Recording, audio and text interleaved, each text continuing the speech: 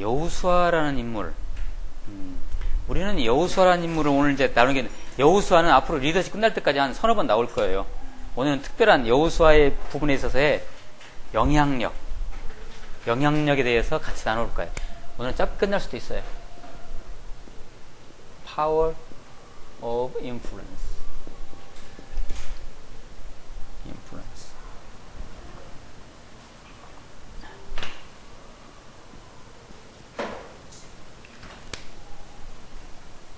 영향력.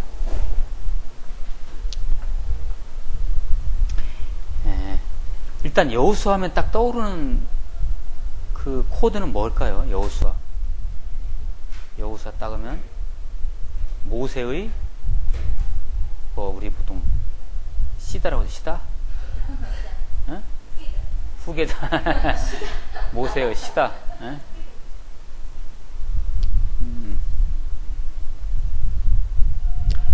이 모세가, 여호수아가 모세 말하자면 이 시종이에요. 그러니까 그냥 후계자라기보다는 몸종이에요. 몸종. 그냥 따라다니면서 구두도 닦아주고 뭐 넥타이도 매주고 일종의 그런 거예요.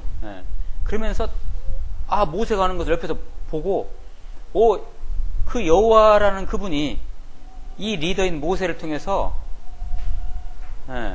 여보세요? 예, 양수생님 됐어요? 이것도 하나 드리면 되겠다, 이거.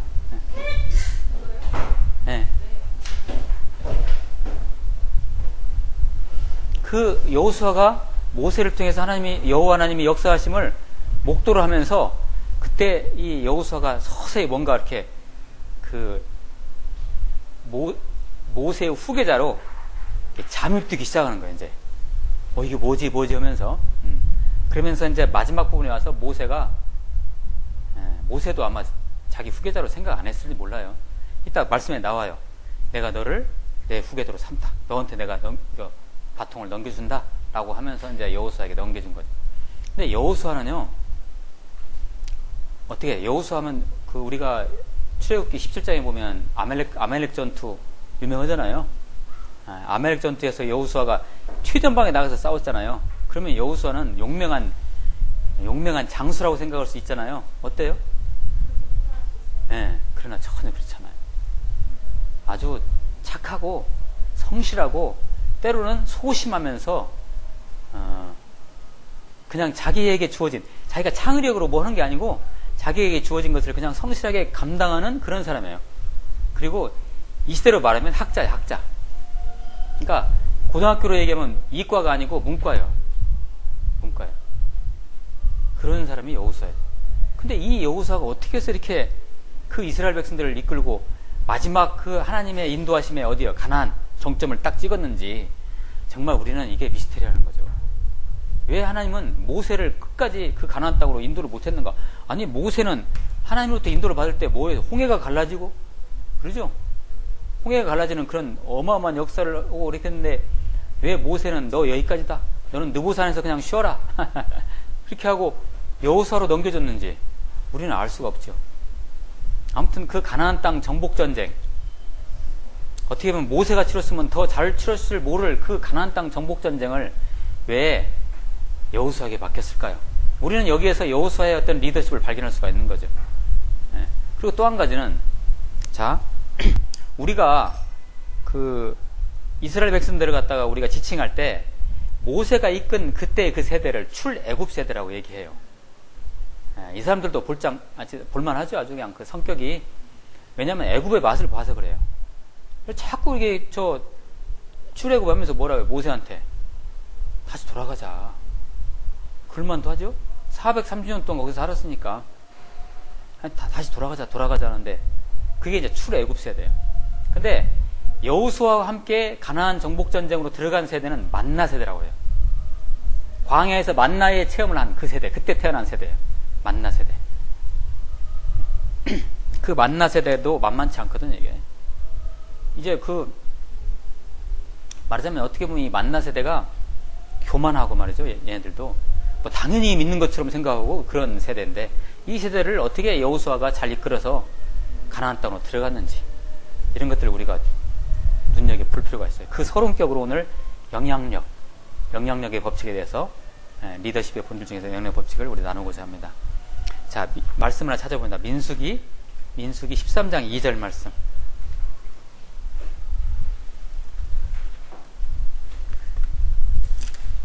민수기 참 재밌는 책이죠? 민수기 13장 2절 말씀.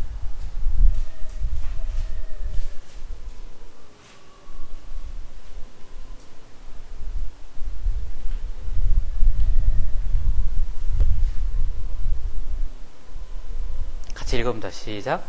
사람을 보내어 내가 이스라엘 자손에게 주는 가나안 땅을 정탐하게 하되 그들의 조상이 나누은 각 지파 중에서 지휘관 된 자 한 사람씩 보내라. 예, 아멘. 자, 가나안 땅을 정탐합니다. 이게 여기가 이제 이 광야로 얘기하면 나중에 우리가 이제 그것도 광야 그 여정도 한번 그림으로 볼 필요가 있어요. 재밌어요. 이 광야가 바란 광야예요. 바란 광야, 바란. 신광야, 뭐 여러 광야, 유대 광야 이름이 많이 있잖아요. 이 중에 바란 광야. 이스라엘 백성들이 행진을 하다가 이 바란 광야에서 딱 멈춰요. 멈추고 가나안 땅으로 들어가는 길목에 이 바란이.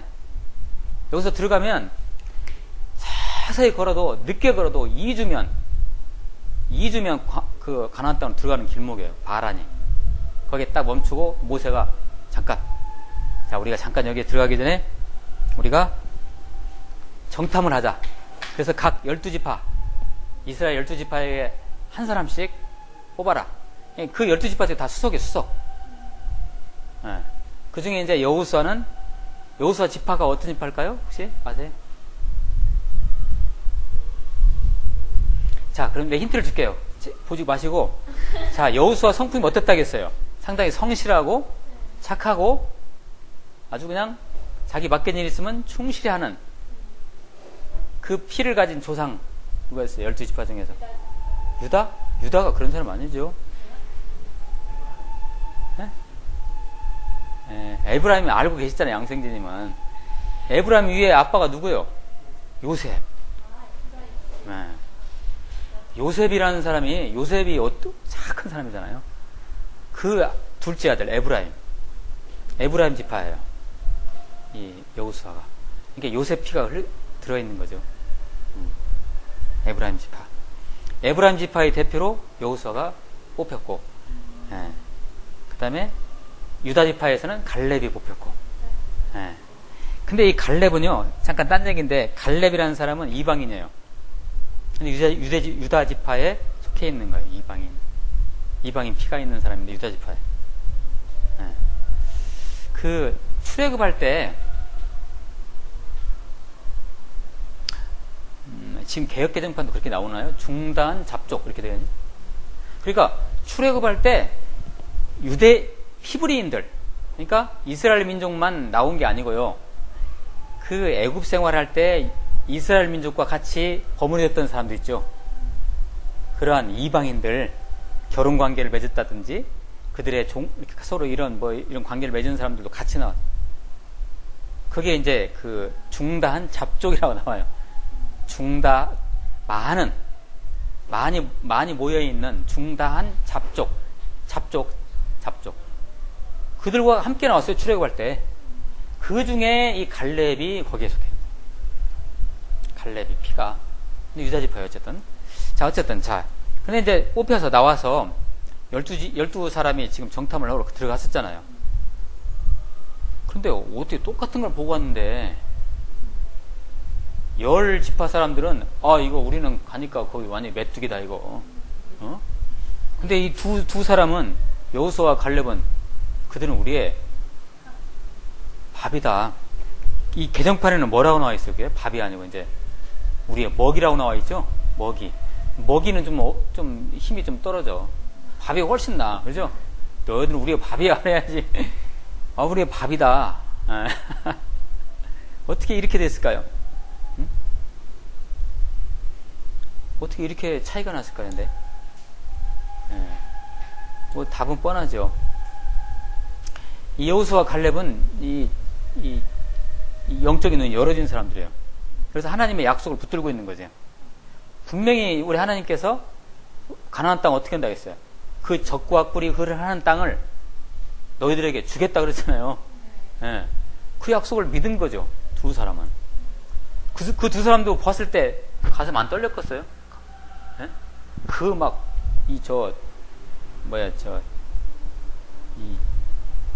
무슨 자손이라고 그래요? 안악 자손들 막 1m 막 2m 막 30짜리 막 그런 사람들이 왔다 갔다 하고 포도송이 보니까 막 송이 하나가 이만하네. 이거 이 사람들은 분명히 우리보다 힘이 셀 것이고, 응? 무기도 좋은 거 가질 것이고, 우리 들어가봤자 이거 못 들어간다. 우리 참패 당한다. 그러면서 이 나머지 그 10사람들이 그렇게 얘기를 하니까 이 여호수아와 갈렙의 의견이 기죽어 버리는 거예요. 영향력을 미쳤어요, 안 미쳤어요? 못 미쳤잖아요. 그래서 그것 때문에 결국 이 바란 광야에서 이걸 뚫고 하지 못하고 가나안을 못 들어가고 거기에서 몇 년 동안 40년 동안 헤매기 시작하는 거예요. 이제 2주면 들어갈 길을 40년 동안 헤매는 거예요. 그 결정 하나가. 그러니까 이게 때에 따라서는 우리 교회라는 것은 다수결이 아닙니다. 복음은 다수결이 아니에요. 이거 우리가 잘 생각해야 돼요. 그래서 교회 수표 같은 거 할 때 다수결로 주로 많이 하는데 이것이 때로는 참 부조리할 수가 있어요. 근데 그것을 이제 다수결이 능사가 아니라는 것을 리더가 이용해서는 안 되겠지만 다수결이 전부가. 보세요. 두 사람 여호수아와 갈렙이 소수잖아요. 그러면 그 의견을 따라주면 하나님께서 역사했을 텐데 딱 일축해 버리잖아요. 바로 여기에서 그 여호수아의 영향력이 그것밖에 안 됐던 것이죠. 그러니까 여호수아의 영향력은 어디까지 비치냐면 자기 지파 안에서만, 자기 지파에서는 수석이었으니까, 에브라임 지파의 대표로 나왔으니까 거기서까지만 머물렀던 거예요. 현재까지는. 여기 지금 이 상황에서는 여호수아의 영향력은. 그런데 아무튼 이 영향력이 나중에 어디까지 가요? 전 지파에까지 다 미치잖아요. 궁금하지 않으세요? 그게 이제 여호수아가 어떻게 영향력을 하나님으로부터 인도를 받았는가. 우리는 그걸 배워야 돼. 자, 별거 아니에요. 근데 실은요. 자, 우리 말씀 하나 찾아봅니다. 민수기 14장, 다음 장. 14장 1절에서 10절까지 같이 한번 읽어봅니다.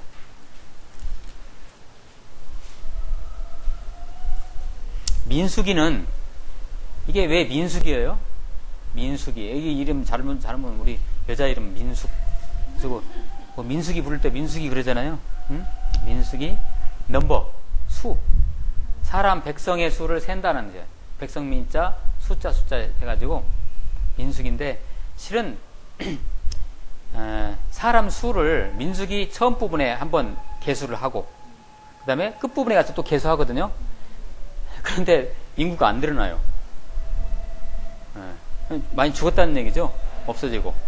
많이 자진 출생으로 났으니까 불어났어야 되는데 처음 인구조사할 때와 나중에 인구조사할 때가 같아요. 거의 비슷해요. 참 이거 신비하죠. 그런 관심을 갖고 민수기를 읽어 내려가시면 또 재밌어요. 근데 이제 이 민수기 처음 시작이 수로 시작해요. 히브리어가. 그러니까 처음 수로. 그 처음에 수가 나와요. 수라는 말이 딱 나오니까 그거 따가지고 민수기로 한 거예요. 자, 그래, 그 민수기라는 그 제목은 거기서 나온 거예요. 자, 저와 같이 여러분하고 교독합니다. 온 회중이 소리를 높여 부르짖으며 백성이 밤새도록 통곡하였더라.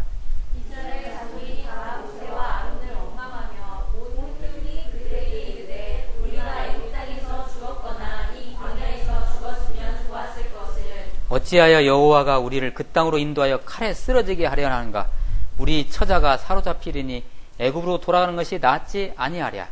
이에 서로 말하되 우리가 한 지휘관을 세우고 애굽으로 돌아가자 하매 모세와 아론이 이스라엘 자손의 온 회중 앞에서 엎드러진지라.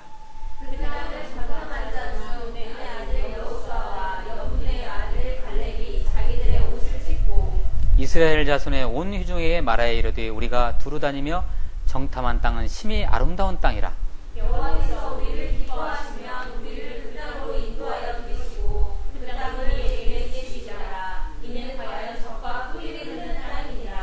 다만 여호와를 거역하지는 말라. 또 그 땅 백성을 두려워하지 말라. 그들은 우리의 먹이라. 그들의 보호자는 그들에게서 떠났고 여호와는 우리와 함께 하시느니라. 그들을 두려워하지 말라 하니 온 회중이 그들을 돌로 치려 하는데 그때 여호와의 영광이 휘막에서 이스라엘 모든 자손에게 나타나시니라. 아멘. 예, 이거 우리가 리더십 공부했는데 말씀이 나와가지고 여기서 휘막이라는 거죠. 휘막이 뭘까요? 휘막. 여호와의 영광이 임했다니까 휘막이 뭐예요? 성막을 말하는 거예요. 성막의 이름이 휘막이 있고 성막이 있고 증거막이 있고 네, 범막이 있고 같은 말이에요. 그런데 그 용도에 따라서 그렇게 칭해야 되는 거죠. 휘막이라는 것은 모일 휘자를 썼으니까 모든 회중들이 여기서 만나는 곳이다 라는 의미에서 휘막이에요. 증거궤가 있어요. 법궤가 있잖아요. 증거궤가 있다는 의미에서 그 증거궤 중심으로 그 성막을 얘기할 때 증거막이라고 해요. 하나님이 나타난다 해서 증거막. 보통 우리는 그냥 성막이라고 얘기하죠. 예수 그리스도를 상징하는데, 자, 그런데 하나만 우리가 한번 걸터 넘어가요. 어쨌든 간에 이 여호수아와 갈렙의 이 의견을 열 지파 사람들이 일축해버리잖아요. 뭐 어떤 식으로 얘기했어요? 다 기억나죠? 야, 우리는 들어가면 죽는다. 다시 애굽으로 돌아가자. 심지어 이렇게까지 얘기를 하고 있어요, 지금. 그런데 7절에서 여호수아와 갈렙은 이렇게 얘기를 해요. 그 땅은 심히 아름다운 땅이라. 이야, 이게 차원이 다르네요. 보는 눈이 달라. 아름다운 땅이래요. 실제로 아름다운 땅이에요. 성지순례를 가게 되면 이제 이쪽 남쪽으로 이렇게 쭉 내려가다 보면 이 가데스 바람광야 그쪽 그 경계 부분 가게 되면요, 그 아주 우리가 생각하는 그런 그 척박한 땅이 아니고 실제로 제가 포도송이 보고 왔어요. 정말 이만해. 오, 포도송이 너무 더워가지고 제가 먹으라는 거 제가 안 먹었는데 아무튼 아주 그냥 땅이 이렇게 기름지더라고. 그 부분 이스라엘들이 정탐했던 그 부분이. 근데 젖과 꿀이 흐르는 땅에다가 보통 얘기하잖아요. 가나안 땅을. 근데 실은 가나안 땅이라는 게 젖과 꿀이 흐르는 땅일까?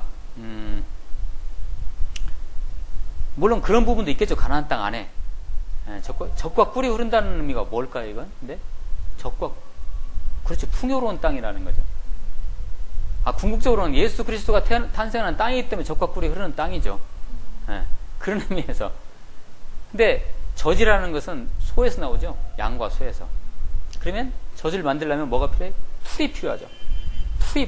풀이 아주 그냥 아주 잘 자랐다는 그런 얘기고, 꿀이라는 것은 벌이 있으려면 어떻게 해야 돼? 꽃이 나요, 꽃이. 그러니까 풀과 꽃이 그냥 아주 그냥 풍성하게 만발한 땅이다, 이런 얘기예요. 젖과 꿀이 흐르는 땅에 그런 의미겠죠. 그러니까 어쨌든 간에 여호수아라는 영향력이 여기에서 그냥 멈춰버려요.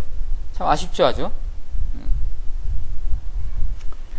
그 대신에 좋은 영향력과 나쁜 영향력의 대결에서 나쁜 영향력이 여기서 승리한 거예요. 좋은 영향을 뒤집어 엎어버렸어요. 일단 이렇게 된 거죠. 이때 당시만 해도 여호수아는 그 영향력이 미미했다는 거죠. 그걸 뒤엎지 못했어요. 우리가 금방 민수기 14장 읽었었죠? 그 다음에 26절로 가보죠. 14장 26절.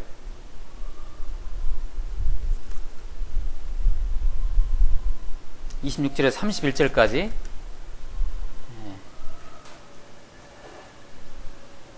같이 한번 저거 교독하시죠. 제가 먼저 읽을게요. 여호와께서 모세와 아론에게 말씀하여 이르시되 나를 원망하는 이 악한 회중에게 내가 어느 때까지 참으리까. 이스라엘 자손이 나를 향하여 원망하는가. 그 원망하는 바를 내가 들어보라. 그들에게 이르기를 여호와의 말씀에 내 삶을 두고 맹세하노라. 너희 말이 내 귀에 들린 대로 내가 너희에게 행하리니. 너희 시체가 이 광야에 엎드려질 것이라. 너희 중에서 20세 이상으로 계수된 자, 곧 나를 원망한 자 전부가. 여분네의 아들 갈렙과 눈의 아들 여호수아 외에는 내가 맹세하여 너희에게 살게 하리라. 내가 맹세하여 너희에게 살게 하리라. 한 땅에 결단코 들어가지 못하리라. 너희가 사로잡히겠다고 말하던 너희의 유아들은 내가 인도하여 드리리니 그들은 너희가 싫어하던 땅을 보려니와. 예, 더 읽어야 되는데요. 이들이 원망을 하잖아요. 자꾸 원망을 하고 그냥 다시 애굽으로 돌아가자. 뭐 여호수아의 갈렙에 대해서는 아주 이제 왕따를 시키고, 거기에 대해서 하나님이 분노를 하시죠. 그리고 28절 말씀, 이 말씀 잘 한번 체크하시고 한번 묵상 한번 해보세요. 너희 말이 내 귀에 들린 대로 내가 너희에게 행하리니. 무서운 말입니다. 이거. 무서운 말이에요. 하나님께 원망을 했잖아요. 근데 이제 성령 충만한 사람은 하나님께 기도를 했겠죠. 하나님을 찬양하고. 그대로 하나님이 뭐 한다고요? 행하신다고요. 아, 이거요. 무서운 말이자 우리한테는 좋은 말이죠. 그러니까 우리가 기도가요. 정말 이 기도가 얼마나 이게 참 우리가 신중해야 되고 중요합니까, 이게. 그래서 이들이 싸그리 다 죽었어요. 그래서 민수기 처음에 인구를 계수한 것과 나중에 계수한 것이 같아. 많이 죽어가지고. 그들이 가나안 땅에 못 들어가요. 이 중에서, 현재 이 중에서 가나안 땅에 들어간 사람 딱 2사람. 여호수아와 갈렙만 들어가게 돼. 모세도 못 들어가잖아요. 그렇게 되는 거죠, 이제. 자, 어쨌든. 근데 이때 이제 제가 거기 적어놨죠. 이때 리더의 영향력. 그러니까 여호수아라는 그 소수의 그 리더의 영향력이 사람들의 저항력. 안 됩니다, 안 됩니다. 하는 그 저항력보다 능가해야 되는데, 커야 되는데, 커지 못해가지고 그것을 극복 못한 거예요. 이게 이제 영향력이라는 영향력. 자, 그러면 그 다음 거. 사람들이 여호수아에게 저항한 이유는 무엇일까? 우리 다 알고 있잖아요. 첫째, 과거를 망각했다. 이 과거를 까마득히 잊어먹고 있어요. 아니, 다시 애국으로 돌아가잖아요. 아니, 그 사람들이 애국에서 왜 나오게 됐어요? 나오게 된 직접적인 동기가 뭐예요? 그들이 과중한, 그 라암셋에서 과중한 그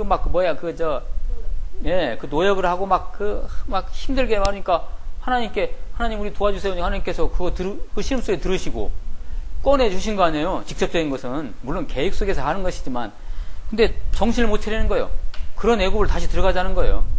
과거를 망각하고 있는 거예요. 이들이. 과거를.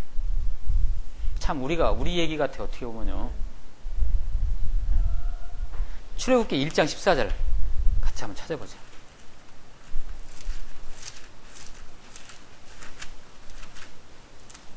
출애굽기 1장 14절.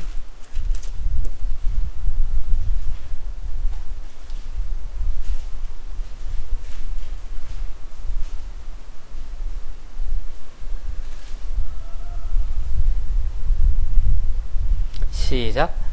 어려운 노동으로 그들의 생활을 기롭게 하니 곧 흙 이기기와 벽돌 굽기와 농사의 여러 가지 일이라. 그 시키는 일이 모두 엄하였더라. 그 바로가 일부러 이렇게 한 거예요.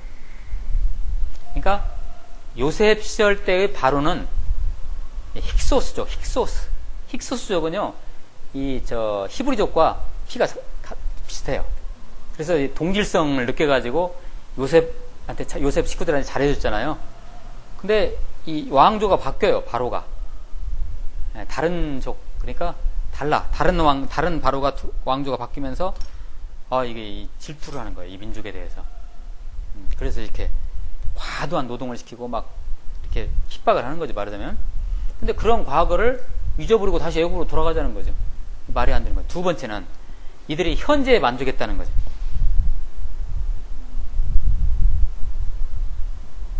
가나안 땅에 들어간다는 게 개척 정신을 가지고 들어가야 되는데 얼마나 끔찍해요.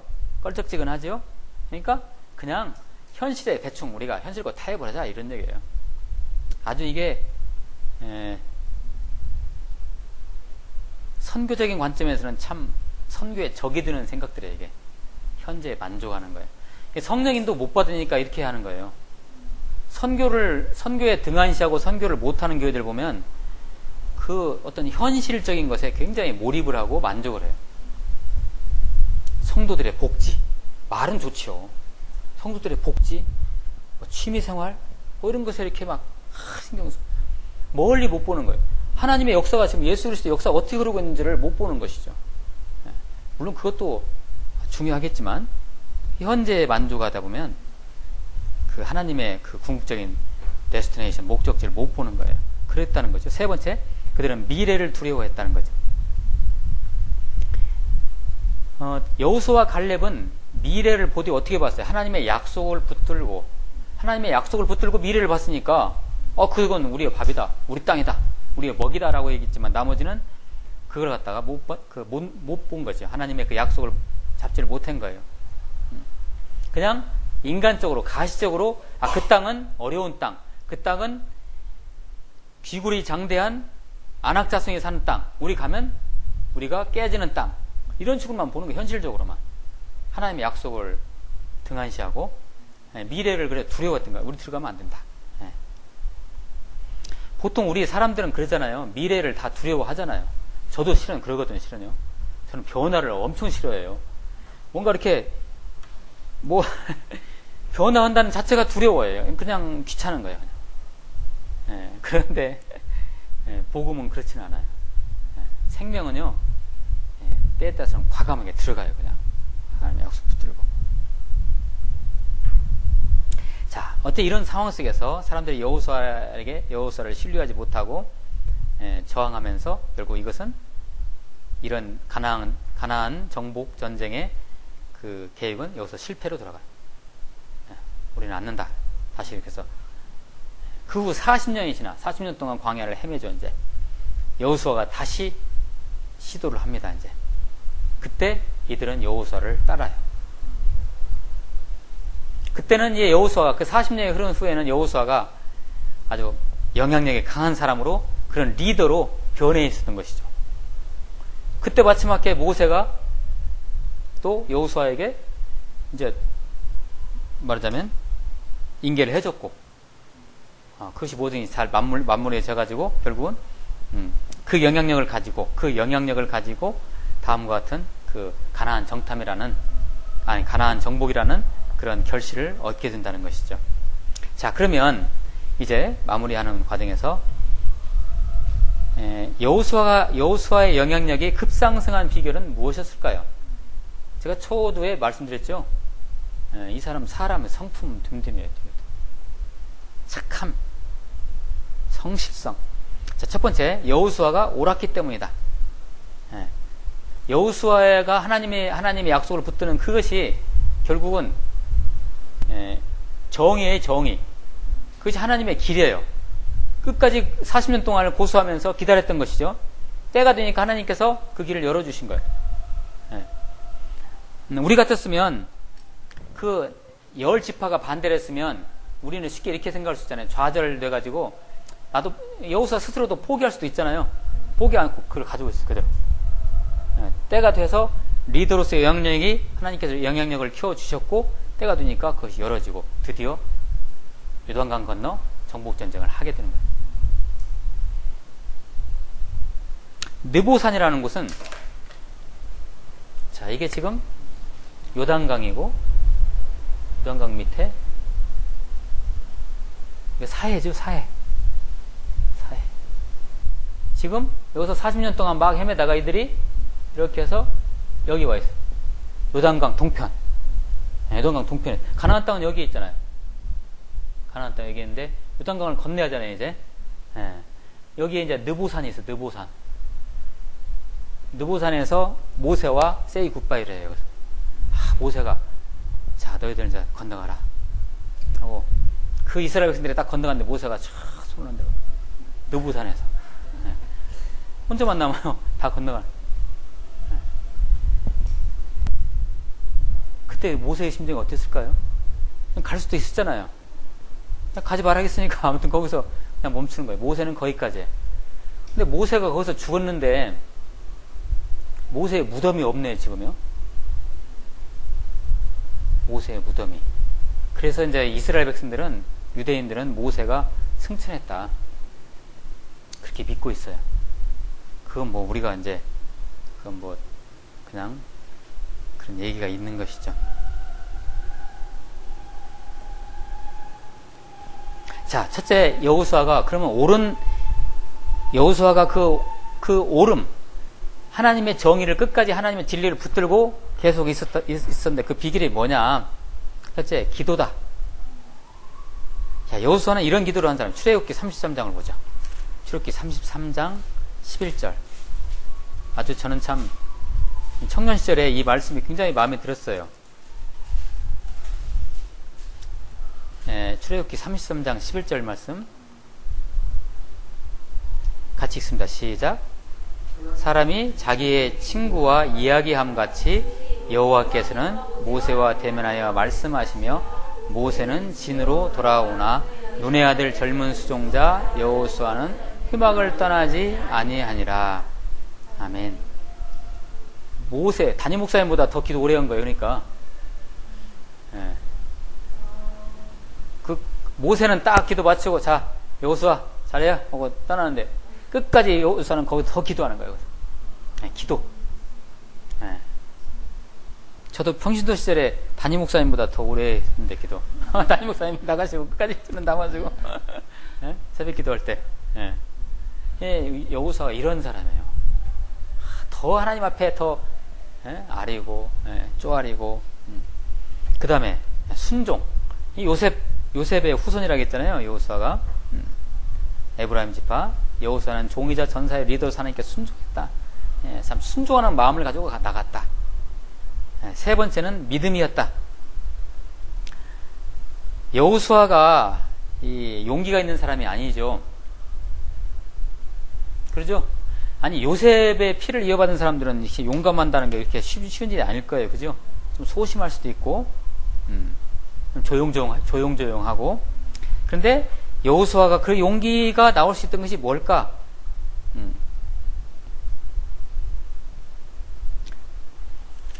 여호수아서를 잠깐 보죠. 여호수아서 1장. 여호수아 1장, 여호수아서 1장.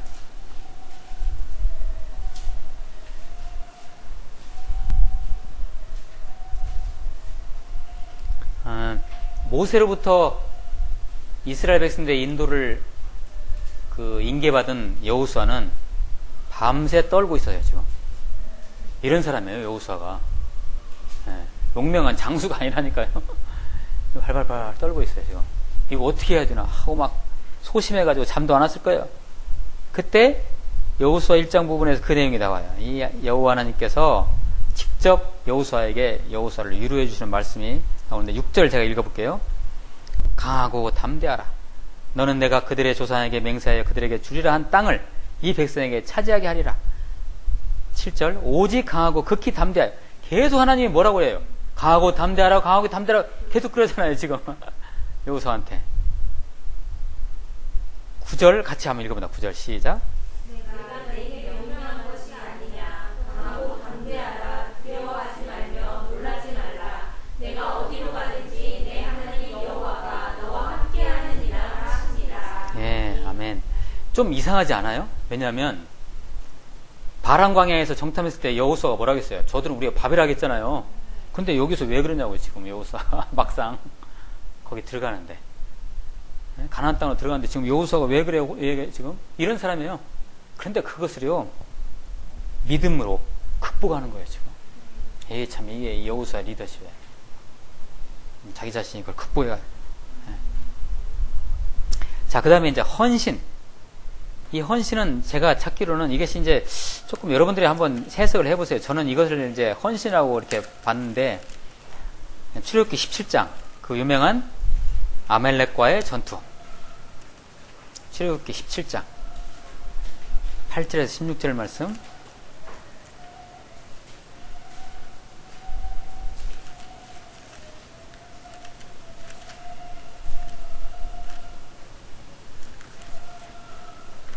이게 이 찬양이 아니고 이 노래가 어디서 나? 여긴가요? 근데 꼭 여기서 오는 것 같아요. 그런가도 모르겠네요. 아말렉, 성경에서 아말렉 그러면요, 사단을 상징해요. 이 아말렉이 어떤 사람들이냐면, 하나님께서 이 이스라엘 백성, 모세를 비롯한 이스라엘 백성들에게 뭐라고 명령하셨냐면, 이 아말렉 애들을 진멸하라고 했어요. 씨도 남기지 말라고 그랬어요. 이게 뭐냐면, 이게 사단, 마귀들 이 씨도 남기지 말아야 돼요. 근데 이 아말렉이 어떤 사람들이냐면, 출애굽을 해서 이제 홍해를 건넜는데, 이스라엘 백성들이 홍해를 건너가지고, 여러분 우리가 홍해를 건너니까 의기양양하게 건넜다고 생각도 들지만 생각해보세요. 앞에는 그 홍해가 막혀 있고 뒤에는 그 애국 군대들이 쫓아왔을 때 그들의 심장이 간이 홍하는만 했을 거 아니에요? 그런 상태에서 하나님 은혜를 체험하면서 겨우 건너고 있는데, 홍해를 딱 건너서 행진을 하고 있는데 사이드에서 이들을 공격한 게 아말렉이에요. 나쁜 사람들이죠. 완전히 정말 뭐 그냥 그 쫄아있는 약자들 아니에요. 그 홍해를 건넌 이스라엘 백성들이. 예? 그들을 갖다 옆에서 와서 공격한 게 아말렉. 그때부터 이 아말렉이 계속 이 출애굽 이후에 그 여정 속에서 계속 이 이스라엘 백성들을 괴롭히는 거예요. 그 아말렉과의 전투 장면이야, 이게. 그때 여호수아가, 말하자면, 쉽게 말해서, 이 무관, 장수도 아닌 여호수아가 제가 최전방에 서겠습니다 해서 전쟁을 지금 수행하는 거예요. 그 유명한 이 아말렉 전투 여러분 기억하시죠? 네. 모세는 저쪽 레이다 기지 높은 곳에 올라가가지고 레이다 역할을 하는 거예요. 양손을 딱 들고, 레이다처럼. 양손을 들면 여호수아가 앞에서 이기고, 힘이 떨어져가지고 이렇게 내려가면 그 싸움에서 지고, 그러니까 이제 아론과 훌이 와가지고, 훌은 누구예요? 미리암의 남편. 그 모세의 처남인가요? 아니, 처남이 아니고, 뭐래요? 동생의 남편이니까 뭐예요? 그걸 뭐라고 그래요? 처남이 아니죠?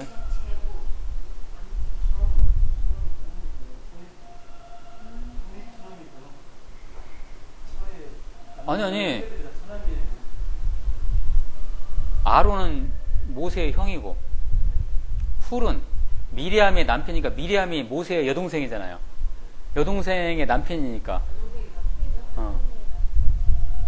우리 뭐라고 그래? 갑자기 내가 매제.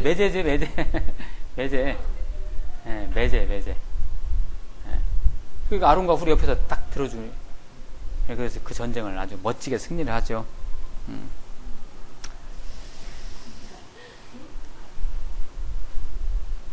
근데 이때 여호수아가 그 아말렉 전투에서 최전방에서 이 전쟁을 수행하는데 대승을 하잖아요.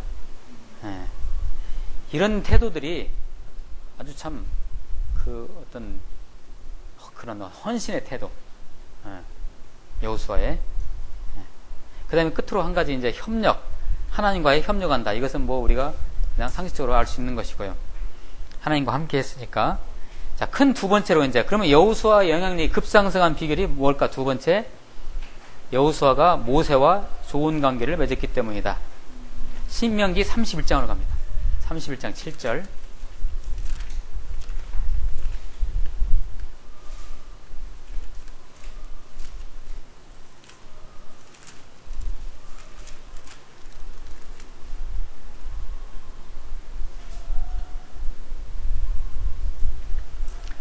시작.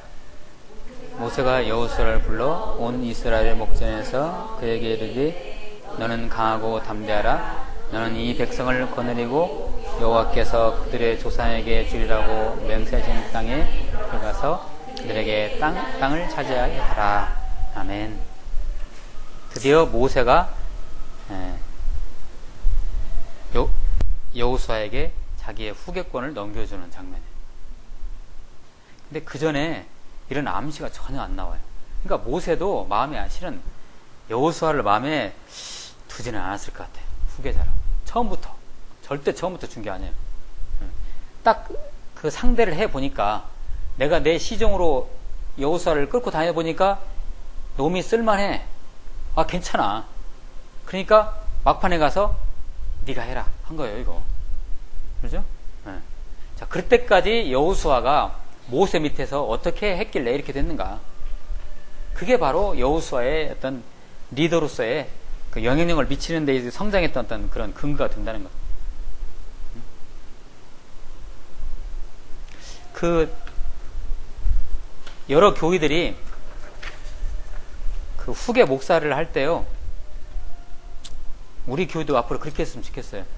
누가 후계가 올지 모르겠지만 아무튼 그 3년 전쯤에 후계자를 선출을 해요. 네. 그래서 이제 은퇴 3년 전에 담임 목사님 은퇴 한 3년 전쯤에 미리 뽑아놓고 계약을 맺어요. 3년 동안 같이 동역을 한다. 만약에 그 사이에 당신이 마음에 안 들어서 나갈 수도 있고, 만약에 성도들이 당신을 갖다가 반대하면 그때는 안 된다. 그런 계약을 맺어요. 3년 동안 같이 동역을 해요. 그래서 보는 거죠, 그때. 그 든디미를, 그 후임 목사를. 그래서 그때 오케이 하면 마지막에 도장 꽝 찍어서 이 사람 은퇴하고 이제 담임 목사 하는 거예요. 좋은 방법이야죠. 네. 그냥 뜬금없이 데리고 와서 그냥 하는 것보다도 얼마나 좋은 방법이에요.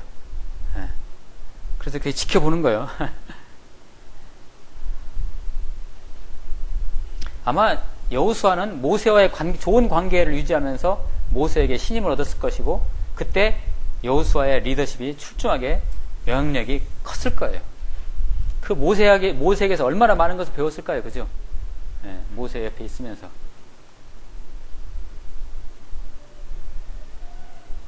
그래서 여호수아에게 이 두 번째 기회가 왔을 때, 이제 40년 후에 가나안 정복에 다시 두 번째 기회에 하나님께서 허락했을 때, 그때는 그 강한 영향력으로 비록 떨고는 있었지만 가나안 땅에 들어갔다는 것이죠. 자, 거기에 제가 과제라고 되어 있죠. 과제. 네. 아래 항목을 묵상하고 자신의 리더십 방향을 어떻게 바꿀지 깊이 생각해 보라. 잠깐 이 문제를 하기 전에 조금 이거 한번 생각해 보죠. 어떤 교회는요, 엄연히 리더인 그 목사님이 계시는데도 불구하고 그 교인들이 무슨 일이 생기면 그 목사님만 쳐다봐요. 어떤 장로님을 쳐다봐요. 장로님 눈치 보고. 그럼 뭐 영향력이 어느 쪽으로 쏠린 거예요? 장로님 쪽으로 쏠린 거예요. 그런 경우도 있을 수가 있어요. 그러니까 리더의 자리에 있을 때 이 영향력 부분에 답을 내지 못하면 이런 현상들이 일어나는 것이고, 이것이 불협화음되면 성도들이 목사님에 대해서 컴플레인을 해요. 컴플레인을 하다 보면 거기서 이제 교회를 떠나는 거예요. 이제 또 목사님 왜 목사 역할을 못하는 거예요? 왜? 아니, 우리 성도가 지금 병 걸려가지고 누워있는데 와서 안수도 안 해줘? 그 장로님 보내는 거예요, 그냥. 장로님이 다 하고. 이러면 안 되잖아요. 영향력이 있어요, 영향력이. 영권도 있어야 되고. 예? 마귀하고 싸울 때 최전방에 나가야 할 거 아니에요, 목사가. 그래, 못 나가는 것은, 영향력이 떨어지는 거예요. 옛날 왕들은요, 싸울 때 어디에 있었어요? 고대 시대 때 고대 전쟁, 나라 간 전쟁할 때 왕들이 어디 있어요? 최전방에 있어요, 왕이. 뭐, 지금 현대 전쟁에서 사령관들은 다 어디에 있어요? 뒤에 있잖아요. 네, 아니에요. 최전방에 싸웠어요. 실제로. 이순신 장군처럼. 실제로 그 백병전을 명량 붙였어요? 예, 그 현장에서 싸우잖아요, 그냥. 그러듯이. 예.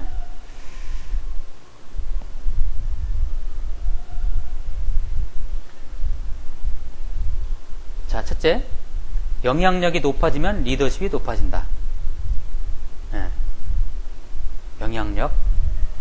영향력이 미미한 리더는 미미한 성과를 거둔다. 영향력 많은 리더는 풍성한 성과를 거둔다. 이거 뻔한 얘기지만 한번 우리가 생각해 보자는 거죠. 영향력. 자, 여러분들은 어때요? 교회 공동체 내에서 어떤 영향력이 있어요? 영향력의 무게가 어느 정도예요? 그게 이제 여러분의 리더십을 얘기해 주는 거예요. 그게 리더십이에요.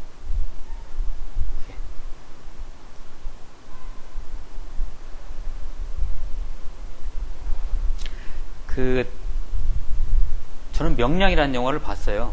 근데 이순신 장군을 선조 왕이 감옥에 쳐넣잖아요. 그게 이제 그거예요. 질투하는 거예요. 영향력이 선조 왕보다 더 큰 거예요. 이게.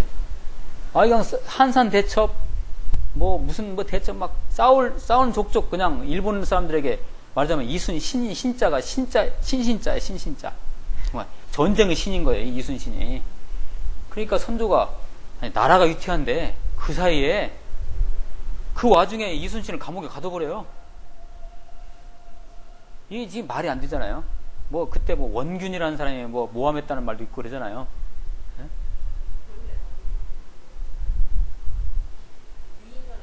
그래요? 네. 그래 원균은 완전히 죽일 사람 됐잖아요. 지금까지도. 감옥에 가둬버려요. 그게 바로 뭐예요? 영향력이에요. 이순신 장군은 정말 리더예요. 정말 리더예요. 근데 이 또 한 가지는 이제 그 영화를 보면서 느낀 것이 리더는 눈에 보이지 않는 어떤 인플루언스가 있어요. 어떤 그 포스가 있는 거죠. 그런 포스가 있는 거예요. 그러니까 적들이 이순신만 봐도 떠오는 거예요. 이게 진짜 리더예요. 이제 이게 한 나라의 대통령이 그런 카리스마가 있어야 돼요. 그래야 다른 나라 사람들도 함부로 못 보는 거죠. 그냥 그 사람 얼굴만 봐도 막 가슴이 찔끔하는 막 그런 그런 일종의 그 카리스마가. 혹시 여러분 그 네루라고 알아요? 네로 말고 네루, 인도 수상. 일단 네루가 그런 사람이었대요. 그리고 좀 이단 교주이긴 하지만 문선명이가 그런 사람이었대요. 그 사람 앞에만 가면 사람들이 다 쫄아버린대요. 김일성이가 저 문선명이 앞에서 쫄았대요. 그 김일성이가 아주 형님이라고. 그게 이제 그거예요. 리더로서의 막 그 어떤 인플루언스, 파워예요. 그런 것이 있는 거죠. 그러니까.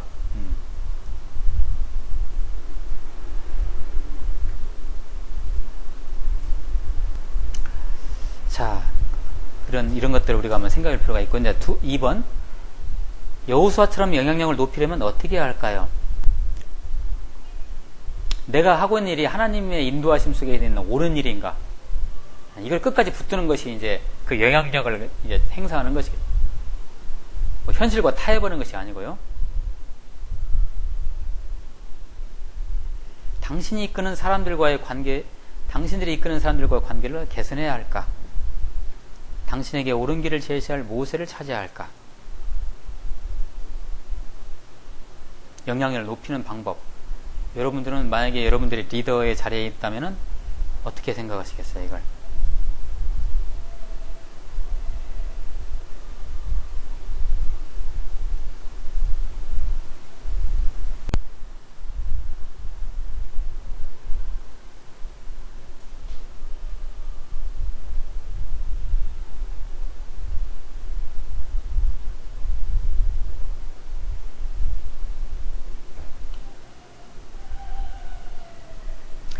여호수아서의 뒷부분에 가게 되면 여호수아는 어떤 예언적 능력을 이제 갖게 돼요. 여호수아가 이제 나이가 들면서 그 가나안 땅이 어떤 땅이에요? 가나안 족속들이 있는 땅이잖아요. 어쨌든 가나안 땅에 들어갔어요. 그들을 정복했는데 가나안 족속들로 같이 이제 버무려 살게 되잖아요. 그러다 보면 그들의 영향을 받죠. 가나안 땅이 이방인들 아니에요. 그러니까 여호수아가 딱 보니까 얘들이 이제 이 가나안화 되는 거죠. 이제. 그러니까 여호수아가 화가 난 거예요. 이대로 가다가 너희들 망하겠다. 그래서 세겜이라는 곳에 세겜이라는 곳에 지도자들을 다 모아놓고 거기서 언약을 다시 갱신해요. 너희들이 이렇게 하면 안 된다. 이렇게 되면 우리 하나님께서 허락하신 이 모든 이런 하나님의 모든 계획들이 우리를 통해서 이루어지지 않는다. 그때 이제 여호수아가 근데 이 백성들이 미적미적 하는 거예요. 미적미적해요. 그러니까 여호수아가 안 되겠구나 하고 판단을 내리고 그러면 좋다. 너희들은 알아서 해라. 나와 내 집은 여호와만 섬기겠노라. 그 말씀 나오죠? 예. 여호수아 아마 24장쯤에 나올 거예요. 세겜 언약 뒤에 아, 너희들 그럴래? 그러려면 그래라. 나는 나와 내 집안만큼은 내가 챙기겠다. 해가지고 이렇게 나오는데 다음에 어떤 시대가 와요 이제.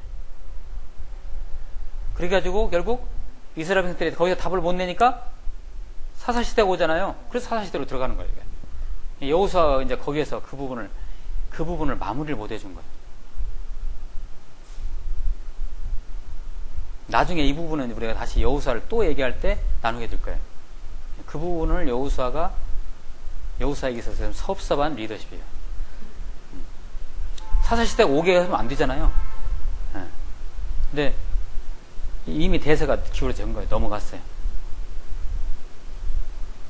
자, 혹시 오늘 나눈 것 중에서 질문이라든지 뭐 그런 거 있으면 같이 나눌 내용이 있으십니까?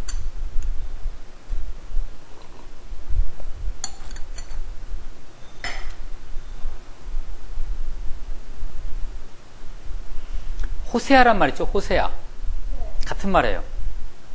여호수아, 호세아.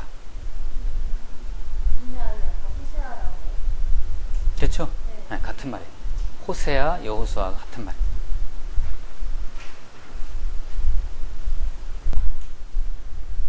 근데 사사시대를 넘어가는 건 여호수아의 그런 리더십을 부재로 봐야 되나요? 리더십의 부재라기보다는 이제 그게 이제 놓친 부분이겠죠. 그 부분을. 그러니까 가나안 땅에서 가나안 땅 정복 전쟁에 성공을 했고 여호수아가. 그리고 무엇보다 여호수아의 공은요. 우리가 이제 성경을 읽을 때 이런 부분을 많이 놓치는 부분이 있는데 여호수아 정복 전쟁도 상당히 그 여호수아가 잘 수행을 했고 또 한 가지는 땅 분배한 거 있죠. 이스라엘 지파대로 분배한 거 있죠. 이거 참 너무 잘했어요. 거기까지는 좋았죠. 그 다음이 이제 관리를 철저하게 했어야 되죠. 관리가 잘 안 되는 거죠, 이게. 네, 관리가. 자꾸 섞이는 거죠. 가나안 땅 여인들과 이 이스라엘 백성들 남자들이 막 결혼하고 막 섞이는 거예요. 삶 속에서. 그걸 갖다가 막지 못한 거예요, 결국은. 뭐겠어요. 이게, 그러니까 결혼 잘해야 돼요. 이 결혼 잘못하면 이게 참, 그래서 이게 결혼이 중요한 거예요. 섞어지니까. 같이 그냥 그 문화에 그냥 흡수돼 버리는 거죠. 그러니까 그 이스라엘 백성들이 가나안 땅에 살을 때 얘네들이 정말 여호와의 백성들이요 아니면 이방인들이라고 구분이 안 될 정도로. 그러니까 여호수아가 이제 열받은 거예요. 야, 너희들 이렇게 살을래? 이렇게 살면 너희들은 망하는 거다. 그래서 이제 그래서 이제 첫 번째 출애굽 세대, 그 다음에 여호수아와 함께한 만나 세대, 그 다음 세대 제가 이제 이름을 붙인다면 그게 바로 다른 세대예요. 다른 세대. 그게 사사기 2장 10절에 나오잖아요. 그 후에 다른 세대들이 여호와를 몰랐더라. 그래 사사 시대가 되는 거 아니에요. 이제 다른 세대.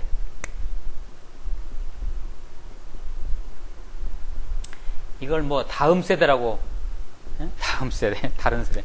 이들이 대를 이어서 여호와를 잘 섬기고 가야 됐잖아요. 근데 이제 이 구약 이스라엘사를 이렇게 뚝 우리가 이렇게 훑어보면은 이스라엘 백성들의 그 정체성이라는 게 없어져요. 여호와 유일신 신앙이 실제로 없어져요. 가나안 땅 들어오면서부터. 없어져요. 혼합 신앙이죠. 혼합 신앙. 이것을 갖다가 제대로 정비한 사람이 바로 선지자 사무엘이었고, 그 사무엘이 왕국을 하나님으로부터 인도받아가지고 사울에게 넘겨줬는데 사울이 못해서 다윗이 잡았잖아요.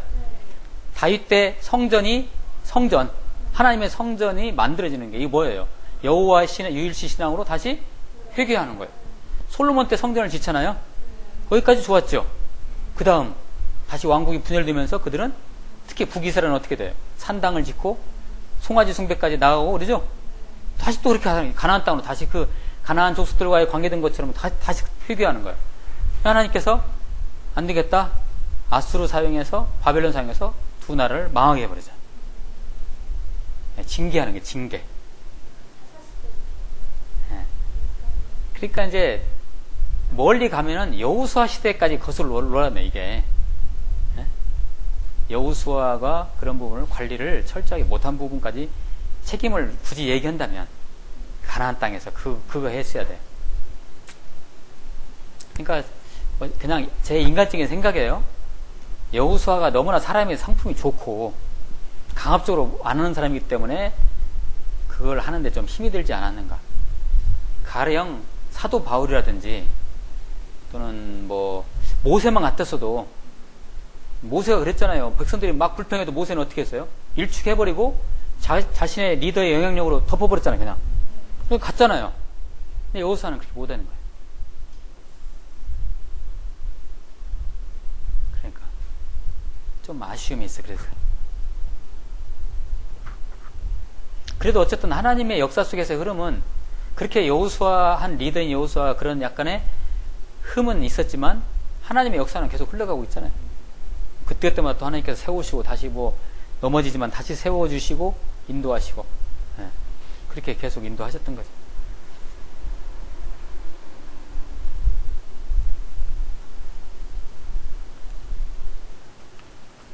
어때요? 여러분들의 그 영향력의 그 수준은 어떤가요?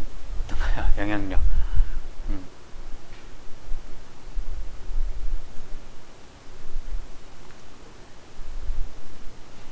자, 다시 정리하면 영향력 있는 리더로서의 공동체 내에서 하려면 첫째, 뭐 해야 된다요?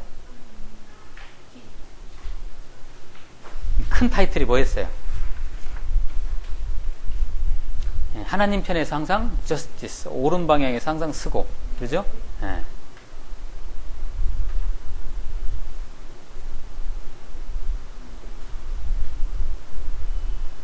그 다음에 교의적으로 얘기하면 제가 두 번째 항목으로 쓴 것은 담임 목사님과의 관계가 좋아야 돼요.